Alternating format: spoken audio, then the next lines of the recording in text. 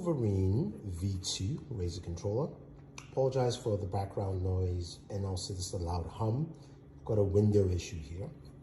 But here's the controller, the brand new Wolverine V2.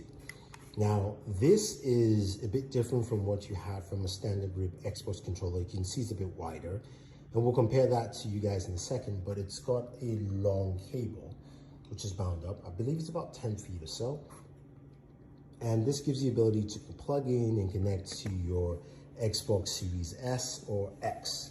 Now, it connects via USB cable port, which is right here, and also has a breakout point as well. So if you need to, say you walk away or something like that, it basically breaks off. So you don't actually damage your console. Now, as is anything with Razer, there's a lot of detail around the controller. There's a Razer logo right there by the USB port. You can see the Razer logo etched to the front face of the controller. And you've got this nice grip feel all around the handles. So each handle you can grip. Now, we take a closer look at some of the buttons here. You've got, of course, your analog stick that has this nice divot for you to comfortably stay in position. The D-pad is one piece, which I'm not naturally the biggest fan, but it actually feels comfortable enough. You've got, of course, your standard Xbox buttons, your Xbox home button, share, and of course, your remap button tool. At least this would be your profile button. XBYA buttons, quite simple. Then when we go to the shoulder and trigger buttons, they are a bit on the more clicky side, while the triggers, you can feel that right there. Now you've got, of course, your remappable button here, the M1 and M2, and underneath the controller, we have the locks for them. So you can actually lock that in place or leave them open, depending on what you want to do.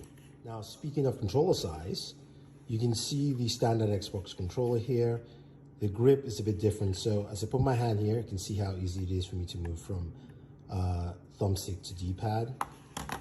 While this is also the same, but it also feels a bit shorter. So this is a bit closer to you than the distance that feels right here. So some differences. Also, again, I think the Wolverine is a bit larger, just on the wider side of things, as opposed to the Xbox controller. Okay, let's go ahead and customize the controller on the Series X. First thing you need to do is download the app, which is the Razer setup for Xbox. You go into that application, and it takes you straight to your controller right here, showing you my profile, some of the buttons, what you can do with them. You can go into the Razer V2 itself.